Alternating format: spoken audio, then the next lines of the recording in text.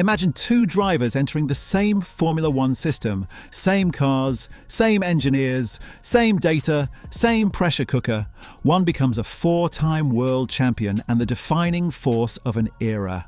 The other is quietly removed from the grid, told to wait on the sidelines, his future suddenly uncertain. This isn't coincidence. This isn't luck. This is Red Bull racing, and this is the story of how the same system created two completely opposite careers, Max Verstappen and Yuki Tsunoda. And before you think this is just another Max is great, Yuki failed story, stop right there. Because by the end of this video, you'll realize something far more uncomfortable. Red Bull doesn't just reward talent. It rewards a very specific type of driver psychology, and not everyone survives it.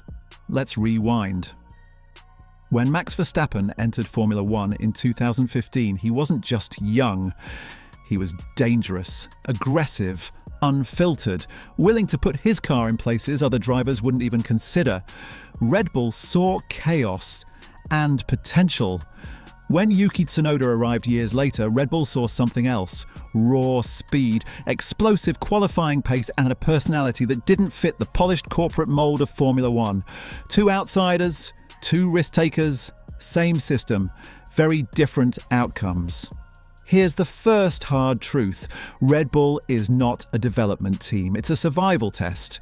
Red Bull doesn't gently guide drivers upward. It throws them into instability and watches who adapts. From day one, Max Verstappen thrived in chaos.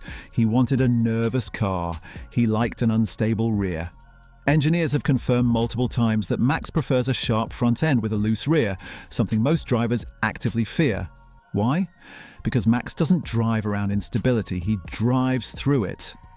Yuki Tsunoda, completely different story. Tsunoda came into Formula One with enormous expectations. In his junior career, his speed was undeniable. In qualifying, he could match or beat teammates regularly. But Formula One isn't about one lap. It's about repeatable execution under pressure. And this is where Red Bull's system began to expose the difference. Max adapts instantly. If the car changes, he changes. If the rear steps out, he catches it without thinking. If conditions deteriorate, he attacks harder. Yuki, on the other hand, needed confidence to build. He needed stability. He needed reassurance. And Red Bull doesn't reassure anyone. Let me put it this way. Max Verstappen treats pressure like oxygen. Yuki Tsunoda treats it like gravity. And that difference matters more than raw speed. By 2021, Verstappen wasn't just fast, he was inevitable. Engineers stopped asking if Max could do something and started asking how much more he could extract. Meanwhile, Tsunoda was fighting a different battle. Radio outbursts, emotional reactions, frustration after small mistakes. And in Red Bull's world, emotion is a weakness. Now pause for 1 second. Quick pattern interrupt. Be honest, if you were dropped into the most ruthless team in Formula One at 21 years old with cameras watching your every mistake, would you be calm? Exactly. So before the comment section explodes, remember this. Tsunoda's struggle wasn't about talent, it was about fit. Back to the story. Red Bull's cars are built around feedback, aggressive rotation, fast reaction, constant adaptation. Max Verstappen doesn't just give feedback, he rewrites development direction. Over time, Red Bull stopped building cars for drivers and started building cars for Max. And once that happened, anyone who didn't drive like Max was already behind. Tsunoda didn't fail because he was slow. He failed because he wasn't Max. By 2024 and 2025, the writing was on the wall. Despite improved racecraft, despite calmer radio messages, despite stronger consistency, Yuki Tsunoda was never truly trusted. Red Bull values one thing above all else: certainty. Max gives them certainty. Yuki gave them questions. And then came the moment that changed everything. Just before the end of the 2025 season, Tsunoda heard a rumor. A late change, a possibility that he would remain on the grid, that Red Bull might keep him. Then suddenly, the opposite happened. He was told he would not have a full-time seat for 2026. Isaac Hadjar promoted, Liam Lawson retained. Arvid Lindblad waiting in the wings.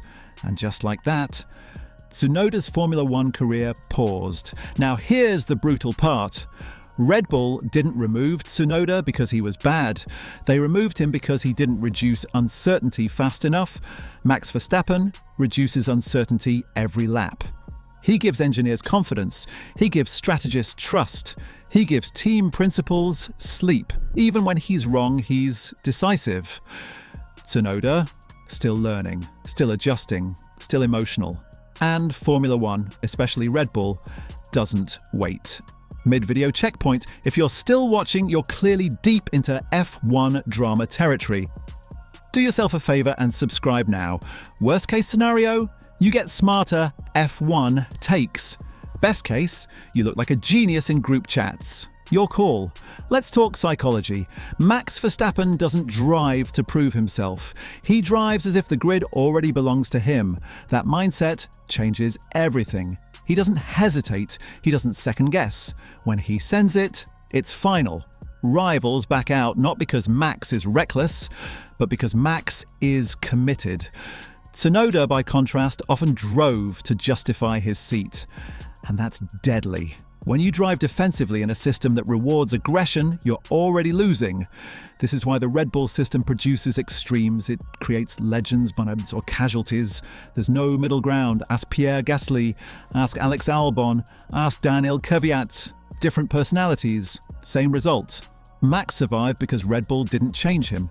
They amplified him. Yuki was asked to change himself. And by the time he did, it was already too late. Now here's the cliffhanger moment. What if Tsunoda succeeds away from Red Bull? Because history tells us something interesting. Drivers who leave Red Bull often perform better elsewhere. Less pressure, more stability, more patience. If Tsunoda returns, whether through a mid-season replacement, another team, or a regulatory reshuffle, his story might not be over. But Max Verstappen's story, that one is still being written at the very top. And that's the ultimate lesson here. Red Bull didn't create Max Verstappen.